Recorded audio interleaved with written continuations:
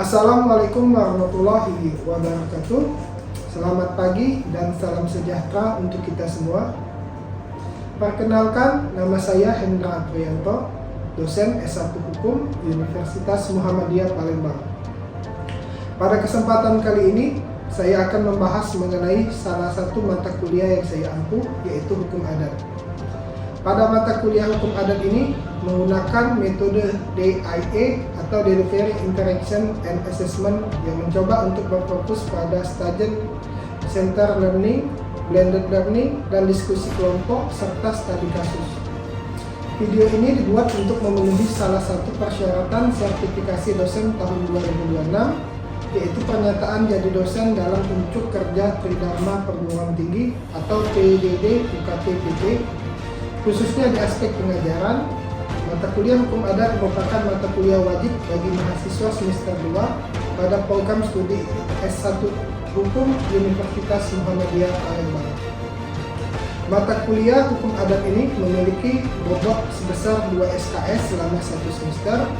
Bahasa pengantar yang digunakan dalam penyampaian mata kuliah ini yaitu bahasa Indonesia.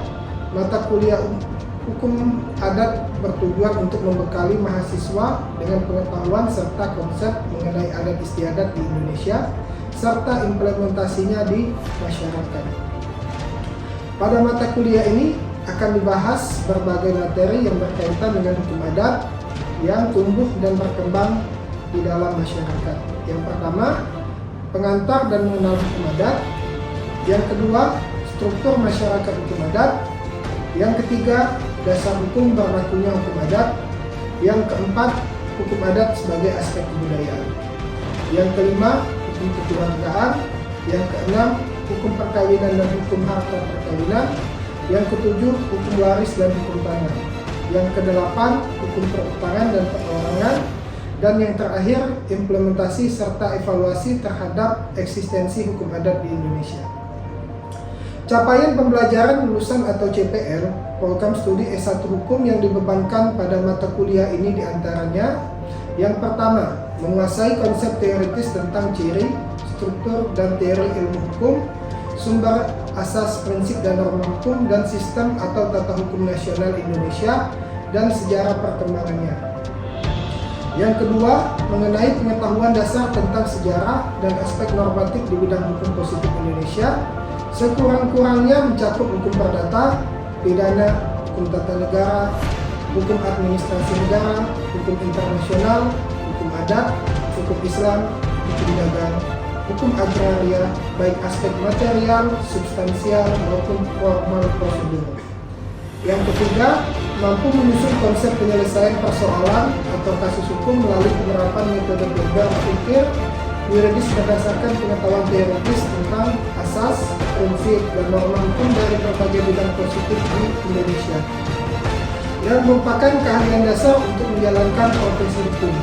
Dan yang terakhir, yaitu menguasai pengetahuan dan kemahiran berpikir yuridik futuristik yang diperlihatkan melalui kemampuan untuk menganalisis dan membangun argumentasi atau penalaran hukum dalam rangka menemukan dan menerapkan hukum untuk memecahkan simulasi kasus hukum.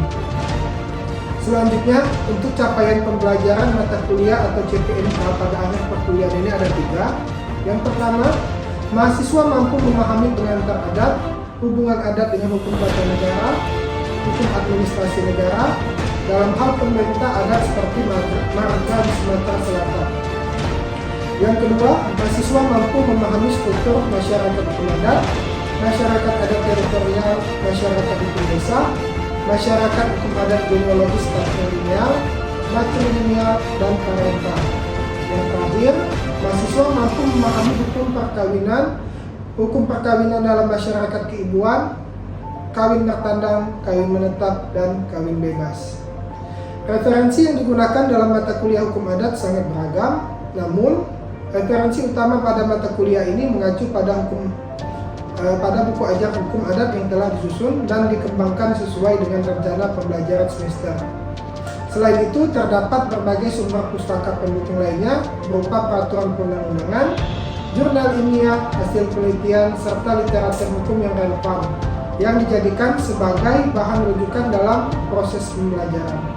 Sistem pembelajaran mata kuliah hukum adat dilaksanakan secara sinkronus dan asinkronus dengan menggunakan metode pembelajaran yang aktif atau active learning guna menekankan partisipasi, keterlibatan, juga keaktifan mahasiswa dalam memahami konsep, prinsip, dan penerapan hukum yang berkaitan dengan hukum adat. Menggunakan metode ini, mahasiswa diharapkan mampu menganalisis berbagai permasalahan dalam hukum adat baik secara kritis dan komprehensif. Bentuk perkuliahan pada mata kuliah hukum adat ini dilaksanakan secara sinkronus dan asinkronus. Perkuliahan sinkronus dilakukan dengan tatap muka di ruang kelas maupun secara daring dengan memanfaatkan beberapa sarana seperti aplikasi Zoom. Selain itu, perkuliahan asinkronus dilaksanakan melalui berbagai media pembelajaran seperti WhatsApp Group, sistem informasi akademik universitas, e-learning, dan platform pembelajaran lainnya. Dari berbagai sarana media tersebut sangat bermanfaat dalam memfasilitasi mahasiswa dalam berdiskusi mengenai materi hukum adat, mengkaji sistem, genealogis masyarakat adat, dan studi kasus yang relevan, serta menyelesaikan berbagai tugas baik secara individu maupun kelompok. Dengan metode ini diharapkan mahasiswa dapat berpartisipasi secara aktif dan mengembangkan pemahaman yang komprehensif mengenai perkembangan hukum adat di Indonesia. Pembelajaran mata kuliah hukum adat dilaksanakan selama 12 pekan. Pada 7 pekan pertama, kegiatan pembelajaran difokuskan pada penyampaian materi, diskusi, dan kuis yang berkaitan dengan konsep, prinsip, serta perkembangan hukum adat. Selanjutnya, ujian tengah semester dilaksanakan pada minggu ke-8 untuk mengukur sejauh mana pemahaman mahasiswa terhadap materi yang telah dipelajari. Pada minggu ke-9 hingga minggu ke-15, proses pembelajaran kembali dilanjutkan dengan pemaparan materi lanjutan, analisis kasus, serta pembahasan berbagai isu aktual yang terkait dengan hukum adat. Adapun ujian akhir semester dilaksanakan pada minggu ke-16. Evaluasi pembelajaran mata kuliah hukum adat didasarkan pada 4 komponen utama, yaitu kuis interaktif, penugasan sebanyak 7 kali baik secara individu maupun kelompok dengan bentuk penilaian yang disesuaikan dengan karakteristik masing-masing tugas. Ujian tengah semester UTS dilaksanakan melalui soal esai untuk mengukur kemampuan analisis mahasiswa, serta ujian akhir semester yang berupa studi kasus atau proyek akademik. Penilaian tersebut dirancang untuk mengukur tingkat pemahaman kemampuan berpikir kritis serta keterampilan mahasiswa dalam menerapkan konsep dan ketentuan hukum adat di Indonesia. Bobot penilaian pada mata kuliah hukum adat terdiri atas beberapa komponen evaluasi, yaitu sebesar 10% tugas, untuk kuis 10%, tugas 30%, ujian tengah semester 20%, dan ujian akhir semester sebesar 40%. Dengan demikian, total bobot evaluasi pembelajaran pada mata kuliah hukum adat adalah 100%.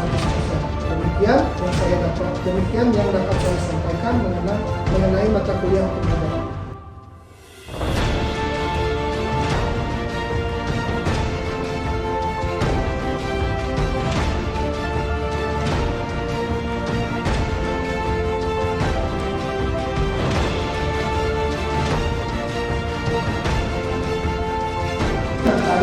Hukum akta perkawinan. Adik sudah nikah bro? Aman, masih cari berbeda. Kalau sudah muncul pasangan tak boleh masing-masing. Dalam hukum perkawinan itu akan pemisahan harta perkawinan, barang-barang yang diperoleh selama secara warisan ataupun penghibahan, barang yang diperoleh atas jasa sendiri, barang yang dalam masa perkawinan diperoleh oleh suami maupun istri sebagai milik bersama, serta barang-barang dalam masa perkawinan yang diperoleh suami dan istri sebagai milik bersama, pembagian harta milik bersama bila mana terjadi perceraian, serta barang yang didapat dari hadiah perkawinan. Paling sudah punya soma, bukan soma ya, soma itu istilahnya keluarga inti, kemudian dari ayah, ibu, dan anak. Ini asli Palembang loh, tidak? Ini ada muda rantau dan diminta dengan bapak kami dari anak kami cek ini misalnya kan. Oke. Kita masuk ke slide selanjutnya. Kata perkawinan merupakan kekayaan ini digunakan untuk persetujuan soma memang harus diakui bahwa ada batas antara harta perkawinan atau harta keluarga dan harta atau harta itu sama-sama dan tidak berbeda. Itu harus berbeda. Kalau harta mengakui dulu, cuman kalau utang kebanyakan tidak mengakui. Itulah ini namanya pemisahan harta perkawinan. Jadi kalau kalian tadi misalnya ragu dengan pasangan, kalau dihukum itu ya, misalnya kalian sudah menikah dan pemisahan harta. Jadi kalau kita memang sudah menikah dengan si A, jadi kita ini baik tidak kan? Jangan jangan menunaikan bahwa harta perkawinan digunakan pada kemungkinan sebagai kekayaan suami dan istri masing-masing terpisah dari satu sama lain dan merupakan kebutuhannya. Bagian ke satu dari kekayaan tersebut jadi mempunyai masing-masing dari suami dan istri dapat dibagi dalam dua golongan. Yang pertama, ambil masing-masing mendapat secara warisan. Tidak, kalian berhak atas harta itu. Tapi dalam sudut pandang hukum tidak. Kenapa? Karena itu masuk dalam kategori harta bawaan warisan dari orang tuanya langsung. Perbedaan pemisahan dan beberapa golongan seperti dijelaskan di atas sesungguhnya bukan disebabkan karena ada perbedaan yang prinsipil, tetapi perbedaan dalam golongan itu hanya merupakan perbedaan sistematika dan pengayaan saja. Ini secara warisan atau perhibahan. Barang yang diperoleh secara warisan atau perhibahan disebut hibrid itu dalam masyarakat Melayu atau Dayak. Sisilia itu dari masyarakat Makassar. Kalau Sisilia ini yang diperoleh secara warisan atau perhibahan. Pertama barang yang diperoleh secara perhibahan ini tadi ya. Ini dengan nama barang ini. Barang menjadi aman. Dia kan kali ini baca. Cuma baca kadang kita baca ini tentang ini. Masih atau beda. Di daerah Kerinci yang dimaksud dengan pusaka itu semata-mata hanya barang yang diperoleh sebagai warisan saja, serta semata-mata hanya terdiri dari sawah, rumah, dan lumbung. Hanya setelah barang tersebut diwariskan kepada ahli waris, maka barang-barang itu menjadi harta pusaka yang selama-lamanya. Apabila kemudian terjadi perceraian, maka harta pusaka tetap tinggal pada suami atau istri. Terus bagi suku Dayak, pengertian pusaka meliputi selain barang-barang warisan juga yang bersifat magis. Tahu nggak kamu magis? Kalau nonton bioskop, film bioskop Indonesia ini identik dengan magis, istilahnya hantu.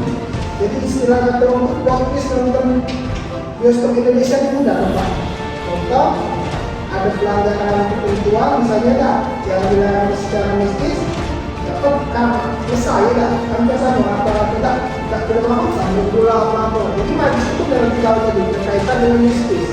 Biasanya kalau nenek kamu nyimpan ada tulis-tulis kecil gambar wayang dan masing-masing kamu letakkan kayak kamu kesambar itu ya.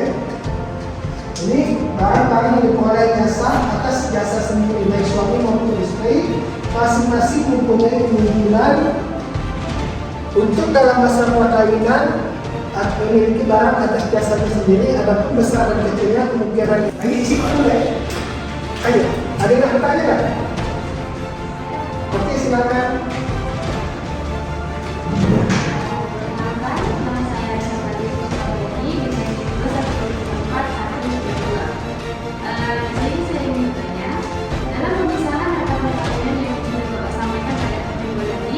Bagaimana bentuk atau contoh dari pemisahan harta perkawinan tersebut? Terima kasih pertanyaannya. Untuk pemisahan harta perkawinan dalam perkawinan yang telah terjadi itu ada dua. Pertama, harta yang kita dapat sebelum kita menikah yang kita beli secara tunai. Saya kalian A dan B menikah. Kamu kan, saya cowok tadi sudah berumah dewek. Kebanyakan kan kalau ceweknya rata-rata tak beli HP, beli kendaraan. Nah kendaraan tadi harus kalian buktikan pembeliannya secara tunai dan pembayarannya ataupun misalkan kalian ngangsur itu hasil dari kerja atau gaji kalian sendiri, itu harta bawaan. Kalau kalian tadi punya cita-cita jadi penulis atau pembuat novel, pernah dengar istilah royalti? Nah royalti itu kan kalian terus beli ibaratnya kita tuh capek sekali begitu kita sudah dapat istilah tuh buat karangan buku atau film dan terus jadi referensi, itu menghasilkan dari kalian itu masuk harta bawaan kita jadi suami. Jadi tidak paham kita bayar kita jadi ini kita nulis bukunya bestseller kan, banyak masuk duit carian nulis kan, dia banyak hasil royaltinya kan. Nah, laki tidak bisa bukan minta harta bersama. Tahu kan royaltis? Banyak kan ini? Kalah. Ini dari sana. Lanjut ya. Belakang komputer kami bekerja. Jadi seluruh harta itu kami kecuali dua kami tadi pasti akan kumpul. Kamu istilahnya kamu garap hasilnya itu bisa jadi hartanya. Kalau di Jawa Barat pada pasangan perkawinan istri kaya sedangkan suami miskin, istilahnya itu nyarimu ini atau saudara. Oke. Istilah nyarimu kalau ini pernikahan antara suami yang miskin dengan istri yang kaya, kebalikannya. Untuk perkawinan bangki kaya yaitu suami kaya dan istri miskin, penghasilan bahwa dalam perkawinan dan juga barang-barang mereka boleh selama masa ini barang-barang dalam masa perkawinan diperoleh suami dan istri sebagai milik bersama. Telah diterangkan tadi bahwa barang milik bersama yang diperoleh dalam masa perkawinan ini dan merupakan bagian dari harta keluarga di berbagai daerah tidak sama sebenarnya. Kalau dinamakan harta keluarga, kita dinamakan namanya barang perpanjangan dan lain sebagainya. Adanya milik bersama terhadap barang yang demikian ini adalah sudah merupakan jalan umum, bahkan telah menjadi asas umum dalam hukum adat. Bicara dan asas umum ini pada hakikatnya telah merupakan konsekuensi dari proses umum dalam perkembangan adat, yaitu bahwa makin lama nampak jelas keluarga pertumbuhan kedudukan hukum sebuah keluarga terdiri dari suami, istri, anak di dalam suatu persekutuan hukum. Persekutuan, biasa maka kalau kita di Palembang salah secara umum itu mendapat istilah kesiaran. Ada orang ini, bapak bapak ini kan kakek dulu kesiaran, kesiaran istilahnya tidak dua adat kedua dari suatu daerah. Dari suatu daerah tersebut masyarakatnya disebut dengan persekutuan hukum.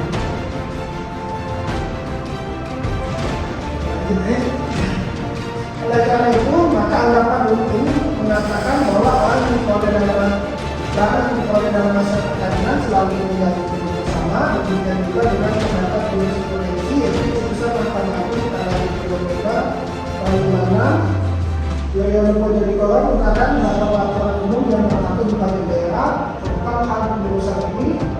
Terus perlu diperhatikan di sini bahwa hukum adat pada umumnya tidak mengenal tapi apabila suami tidak ada di tempat atau dalam wilayah haji, maka transaksi dilakukan oleh atau dengan sang istri. Dalam hal ini istri dianggap sebagai bukan uang dari suaminya, melainkan dianggap sebagai si pemilik atas barang tersebut yang cakap sepenuhnya untuk menentukan keputusan. Jadi dalam keputusan ini hukum adat istri memang menantu untuk menentukan, jadi dia tidak dianggap cakap. Tapi kalau dalam penangannya dari istri bisa melakukan hukum tentang pengurusan barang milik bersama yang menjadi tolong pada apa yang dibukakan oleh Terham, yaitu bahwa suami dan istri masing-masing berkuasa untuk memakai atau menjual barang-barang tersebut. Kalau salah seorang dari mereka melakukan perbuatan terhadap barang itu, maka dianggap selalu dengan persetujuan pihak lain. Akan tetapi bagi seorang ketiga yang mengadakan suatu perjalanan mengenai barang milik bersama ini, ya silakan.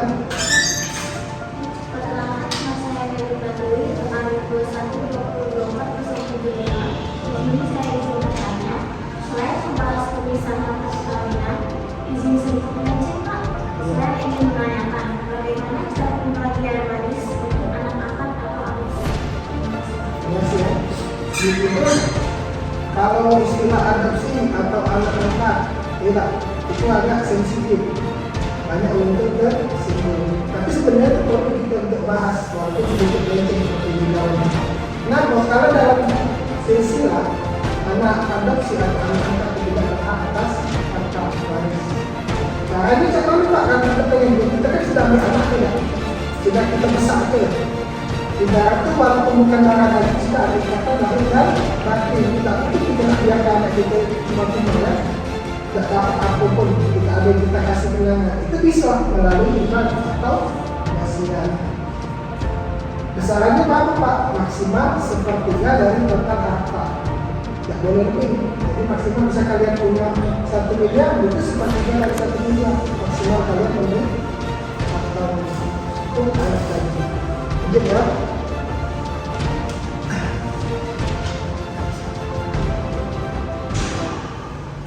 Meskipun pada prinsipnya baik suami maupun istri masing-masing dapat melakukan transaksi tersendiri terhadap barang tersebut, namun sangat tepat apa yang dikatakan oleh Tuhan dan juga dikatakan oleh Soekarno bahwa dalam transaksi yang ada penting sebaiknya dilakukan secara bersama. Kalau kita share sedikit memberikan dengan perbankan di BRI sampai di Mandiri khususnya dengan penyaluran kredit. Kalau kalian besok sudah menikah, taruh kelas sudah jadi PNS atau jadi pengusaha, berdana, dengan itu di ijazah. Itu harus ada persetujuan. Bisa kalian menikah, itu harus ada persetujuan pasangan. Kalian kalau kerja DKSK, istrinya ikut tanda tangan. Begitu pun sebaliknya kalau istrinya ada DKSK, suami harus tanda tangan. Kenapa? Karena suami dan istri itu sudah terjadi dalam suatu ikatan rumah tangga. Jadi apapun perbuatan hukum yang dilakukan suami, si istri itu bertanggung jawab. Beda halnya kalau kalian sejak belum 21 tahun. Sebenarnya kan kalau dalam tahun pertama dikatakan dewasa, jelas sudah di atas 21 tahun. Nah, bisa melakukan perikatan, tapi biasanya pakai penjamin untuk jumbo. Ini bagian apa yang boleh terjadi perceraian. Mudah-mudahan tidak sampai di tahap nikah, langgam, tidak terjadi nikah. Ini pembagian harta kerjasama bila ada terjadi perceraian dalam hal terjadinya perceraian. Barang milik bersama ini bagi antara kedua belah pihak, suami dan istri masing-masing pada umumnya menerima separuh. Tetapi beberapa daerah mempunyai kebiasaan membagi sedemikian rupa sehingga suami mendapat 2/3 dan istri mendapat 1/3 seperti halnya di daerah Jawa Tengah. Jadi posisi lelaki lebih dominan. Asas pembagian 2/3 untuk suami dan 1/3 untuk istri ini di Jawa Tengah disebut dengan asas Sadik 21 itu. Juga di Pulau Bali asas suami mendapat 2/3 dan istri mendapat 1/3 rupanya terdapat juga dibagi asas ini disebut dengan asas hukum syariat.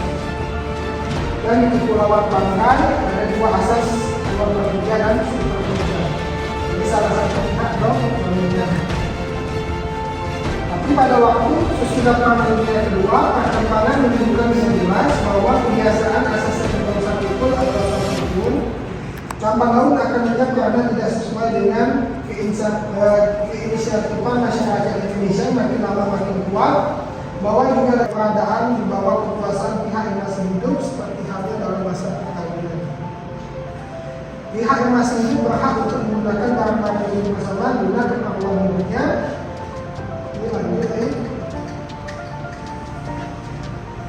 Sedangkan kalau tidak ada anak, maka sesudah meninggalnya suami atau istri yang hidup paling lama barang-barang tersebut harus dibagi antara kerabat suami dan kerabat istri menurut ukuran pembagian sama.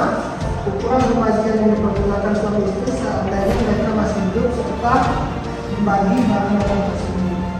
Ada yang punya perhatian cewek kalau keluarga ada.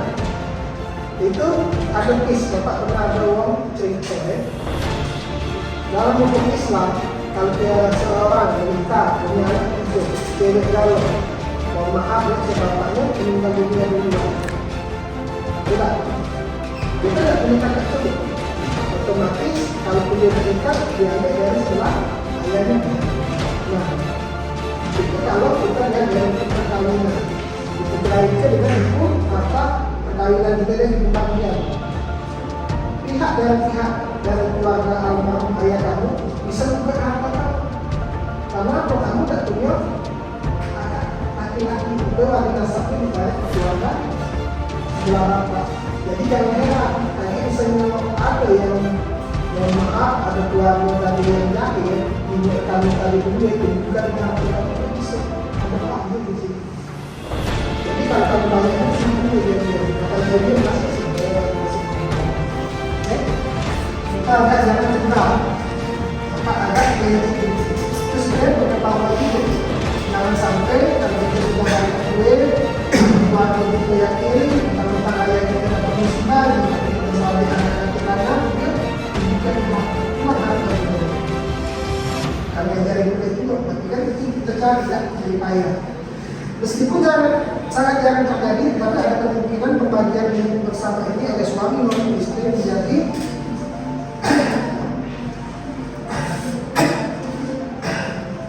masa perkawinan masih berjalan berdasarkan dengan persetujuan bersama antara suami dan istri. Pembagian ini dapat diwujudkan dalam bentuk yang diinginkan oleh pihak-pihak yang bersangkutan ataupun dalam bentuk hibah. Nah, barang hadiah pada waktu perkawinan. Biasanya kalau kita nikah, apalagi di dusun, hanya bawaan. Kalau dusun bapak kayak aku, kalau kayak enggak. Kalau kayak itu yang ramai yang di rumah, yang begitunya bawa rokok, bawa tempat tidur, bawa benda. Itu namanya harta bawaan. Begitu dipanggil ke tempat itu, yang daerah kan punya masing-masing. Itu namanya harta bawaan. Barang yang diterima sebagai hadiah perkawinan pada waktu pernikahan bisa ditentukan oleh mempelai kedua oleh karena barang tersebut menjadi harta milik bersama suami istri di keluarga dua barang ini disebut dengan barang bawaan. Jadi ya, pakai ada dalamnya ini sehingga dari lanjut. Bahkan apabila suami menyambut barang perhiasan untuk kepentingan diri sendiri, maka pembagian itu dapat menjadi salah satu alasan bagi istri memohon kepada hakim untuk bercerai. Jadi kalau sudah jadi tersangka, tidak boleh diambilkan, itu sudah jadi hak wanita.